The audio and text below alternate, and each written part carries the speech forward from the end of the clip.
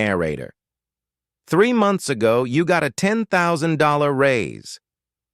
You remember that feeling? The rush? The mental math of what you'd do with that extra $833 a month? New apartment? Better car? Finally upgrading that mattress you've been complaining about since 2019, so where did it go? Because right now, checking your bank account feels exactly the same as it did before the raise. And that's not an accident. That's something behavioral economists call lifestyle creep, and it's the single most dangerous threat to your financial future. But there's a rule, one rule, that captures that money before your brain even knows it's there. I'll show you exactly how it works by the end of this video. But first, you need to understand why your brain is actively working against you. This isn't about discipline. This isn't about being bad with money.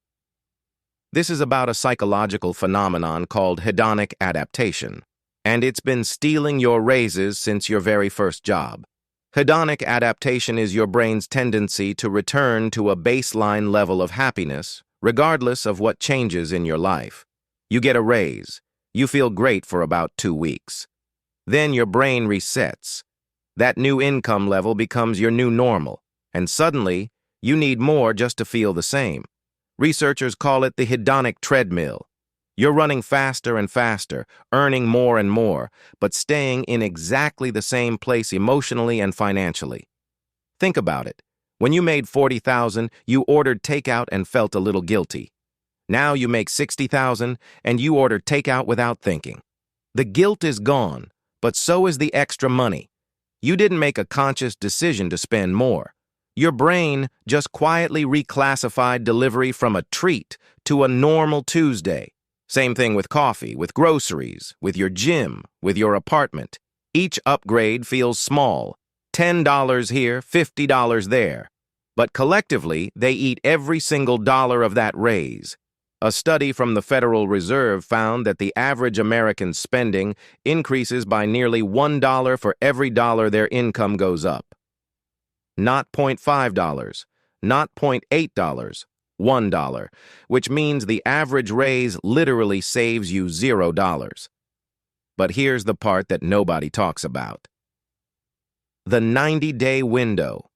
This is critical. When you get a raise, there's a roughly 90-day period where your spending habits recalibrate to your new income.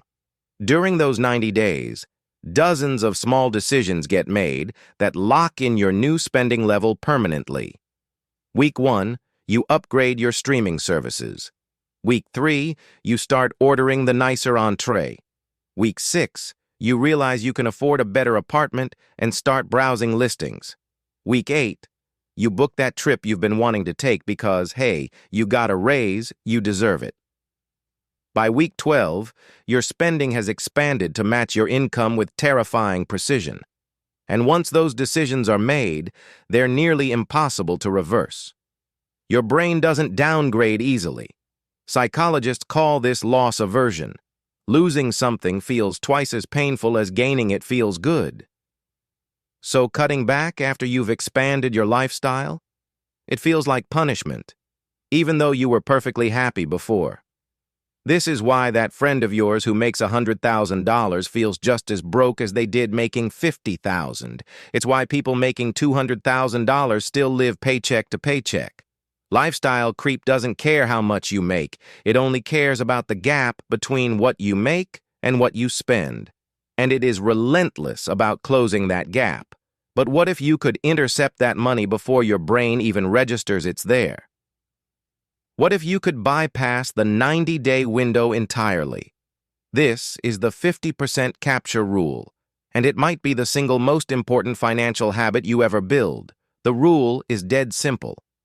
The moment you receive a raise, bonus, or any increase in income, you capture 50% of it immediately. Not after you've adjusted your lifestyle, not after you've treated yourself.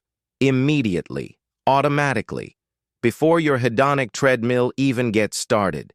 Every pre-tax dollar of a raise becomes roughly 70 to 75 cents after taxes. So if you get a $10,000 raise, your paycheck goes up by about $625 a month. The 50% capture rule says you divert $300 of that immediately into savings or investments. And you never see it in your checking account. You never get a chance to spend it. It's gone before your brain can claim it. The beauty of this approach is that it works with your psychology instead of against it. And you still get to enjoy half of your raise. You still feel the upgrade. But you're also building real wealth in the background, wealth that compounds, wealth that buys optionality, wealth that means you won't be having this exact same crisis at every income level for the rest of your career. Implementation matters here. This cannot be a manual process. You cannot trust yourself to move the money every month because life gets busy and decisions get skipped and suddenly you're 6 months into a raise with nothing to show for it. Set up an automatic transfer that coincides with your pay cycle. The same day your raise hits, the money moves. No willpower required. Let's run the math. Say you're 28 years old and you get a $5,000 raise. The 50% capture rule puts $2,500 a year into investments. Do that with every raise for the next 30 years. Assuming conservative 7% returns and modest annual raises, you're looking at somewhere between $400,000 and $600,000 by the time you're 58. Money that would have otherwise disappeared into slightly better takeout and a slightly nicer apartment. Now here's the counterintuitive part. Most people resist this rule because they think it'll feel like deprivation, like they're not allowed to enjoy their hard-earned raise. But the opposite is true. People who implement the 50% capture rule actually enjoy their raises more because they're conscious about their spending instead of watching it leak away mysteriously. You know that feeling when you get a raise and then 3 months later you're stressed about money again? That feeling that maybe something's wrong with you because you make more but feel just as tight? That feeling is lifestyle creep, and the 50% capture rule eliminates it entirely.